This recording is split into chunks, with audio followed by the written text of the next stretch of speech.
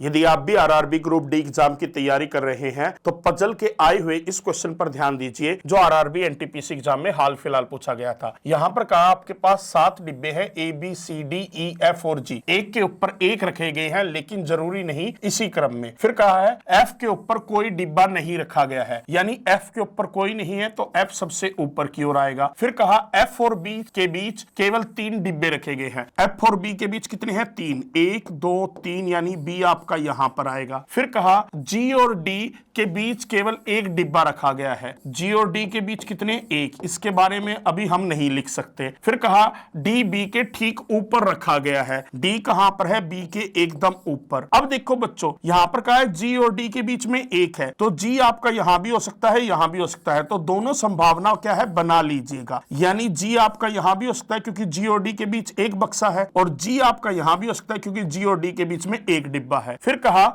जी और सी के बीच केवल 4 डिब्बे रखे गए हैं। जी और सी के बीच कितने? 4, 1 2 3 4, यानी सी आपका यहां आ सकता है। जी और सी के बीच में 4, 1 2 3 4, सी आपका यहां नहीं आ सकता, तो ये आपका हट गया। फिर कहा ए ई के ऊपर किसी स्थान पर रखा गया है। ए कहीं ना कहीं कहां पर रखा गया है? ई के ऊपर, तो इस तरीके से होगा। डी के नीचे कितने डिब्बे रखे गए हैं? तो यहां पर ध्यान दीजिएगा, डी के नीचे कितने डिब्बे रखे गए हैं? 3। यदि आपको अच्छी लगी है तो इसी चैनल पर अभी प्लेलिस्ट में जाकर आरआरबी ग्रुप डी का रीजनिंग का मास्टर बैच ज्वाइन करें जो आपके लिए बिल्कुल फ्री है।